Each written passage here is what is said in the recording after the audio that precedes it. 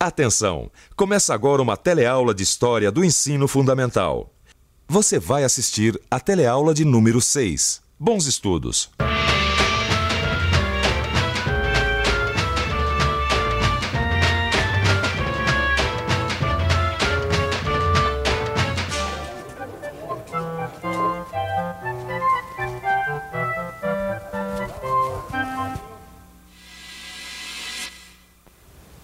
Olhe bem para essa fotografia. Você saberia dizer de que país são essas pessoas? São todos brasileiros. Hoje em dia, num ônibus de excursão como este, você tem contato com gente de todo o Brasil, do Oiapoque ao Chuí. Mas nem sempre foi assim, não. Durante muito tempo, colonos de Portugal, espalhados pela América, formaram grupos isolados espalhados por um imenso território. Agora, um convite para você. Embarque na nossa excursão. Conheça as regiões coloniais, suas diferentes atividades econômicas e relações sociais.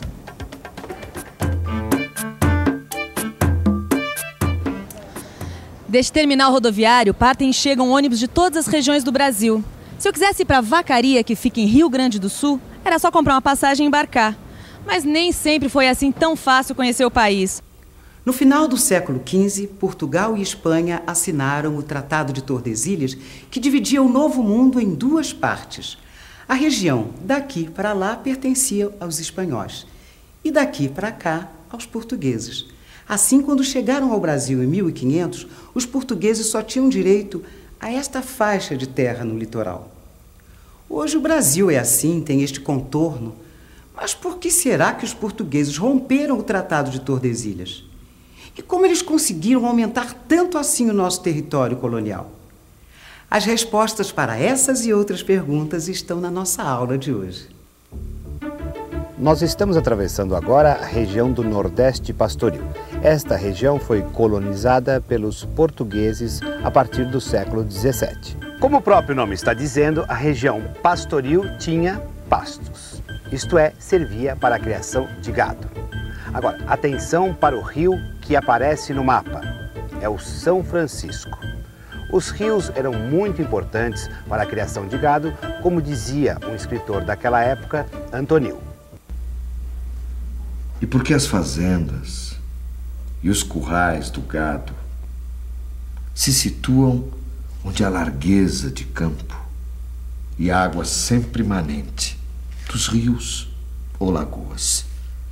Por isso, os currais da parte da Bahia estão postos na borda do rio de São Francisco, na do Rio das Velhas, na do Rio das Rãs, na do Rio Verde e outros rios, onde estão atualmente mais de 500 currais. Este texto é de Antonil, um escritor que viveu aqui no Brasil no século XVII. O senhor me dá uma licencinha? Como é que nós vamos indo assim, direto para o interior, sem antes passar pelo litoral, onde se plantava tanta cana? É a primeira vez que a senhora viaja conosco? É sim. Litoral e a lavoura açucareira, chamada Grande Lavoura, já foram estudados. A aula de hoje é sobre o interior. Aliás, interior é o que não falta no Brasil. Os colonizadores começaram a criar gado para apoiar a indústria açucareira. Os bois serviam de animais de tração para as moendas e o transporte de cargas, além de fornecerem alimento para as populações dos engenhos, é claro. As terras do litoral eram mais férteis e melhores para o plantio da cana. Por isso, desde o século XVII, a lavoura de cana-de-açúcar empurrou as fazendas de gado para o interior. Satisfeita, minha senhora? Mais ou menos. Acho que o senhor pode me esclarecer uma outra dúvida. Eu sei que nos engenhos, quem fazia quase todo o trabalho eram os escravos africanos. Tinha escravo suficiente para cuidar do gado no interior também? Bem, essa é uma questão interessante. Talvez valesse a pena a gente consultar o nosso especialista. Os trabalhos mais recentes da historiografia brasileira vêm demonstrando que tanto na agricultura quanto na pecuária predominou o trabalho escravo. Na pecuária, a família era fundamental. Com boiadas e currais espalhados por extensos campos, a fórmula encontrada pelos senhores foi estabelecer famílias nos currais, homem, mulher e crianças, que estabilizam o indivíduo, evitando fugas. Você é brasileira? Sou. De que região você é? Eu sou do sul. Mostra aqui que região é. Aqui, ó. Aqui embaixo. Mineira. Qual é um prato típico gaúcho? Churrasco. Arroz de carreteiro, gado, peão. Como a gente pode ver, não foi só no Nordeste que se formou uma região pastoril. Só que no Sul, a criação de gado teve outros motivos. Os exploradores das minas precisavam de carne para alimentação e de animais de transportes. Os tropeiros sulistas forneciam os muares, levavam o ouro aos portos e voltavam com mercadorias. Como podemos ver, neste mapa do Brasil no século XVII, duas grandes regiões se dedicaram à pecuária no Brasil colonial. O sertão do Nordeste desde o século XVII e os Campos Gerais do atual Rio Grande do Sul. Atenção, atenção, preparem suas máquinas fotográficas. Já estamos chegando na Amazônia. O senhor disse já? Eu achei que não ia chegar, mas nunca. Este é um país muito grande.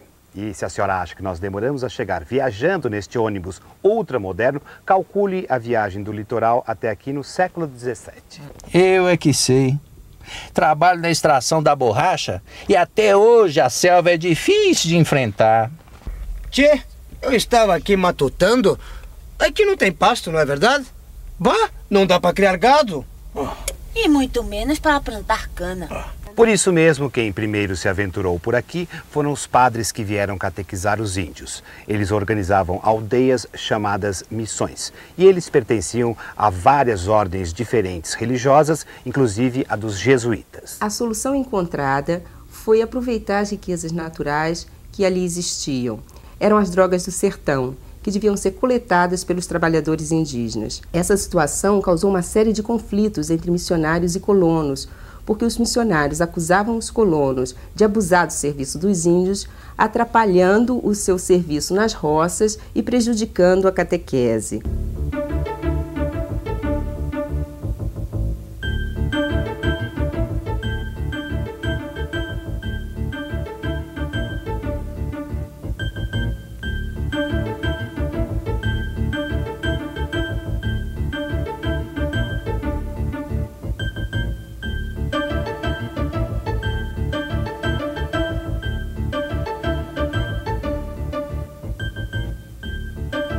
E alguém tem mais alguma pergunta? E a Taulinha de Tordesilhas?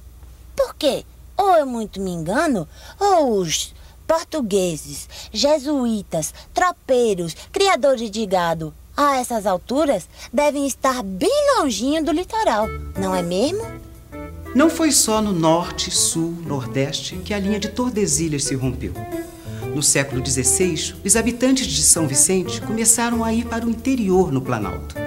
Dali, por todo o século XVII, exploraram o interior do continente procurando ouro e aprisionando indígenas. Os indígenas eram vendidos como escravos nas áreas açucareiras mais próximas, como as capitanias do Rio de Janeiro e da Bahia. Com este objetivo, os vicentinos invadiram até mesmo as missões dos jesuítas, localizadas no sul, e muitas dessas missões estavam em território espanhol. Essas expedições receberam o nome de Entradas e Bandeiras.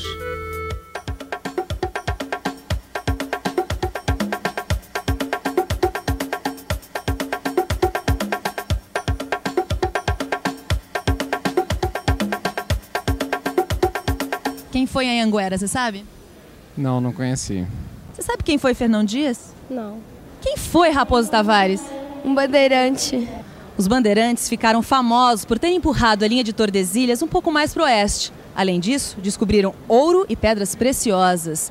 A coroa portuguesa, sempre interessada em fazer sua colônia render, chegou a financiar algumas dessas expedições, que ficaram conhecidas como entradas. Já as bandeiras foram financiadas pelos próprios colonos. Agora vamos ver o que aconteceu com o mapa do Brasil a essa altura dos fatos. No século XVIII, um grande acontecimento modifica a relação da coroa de Portugal com a colônia.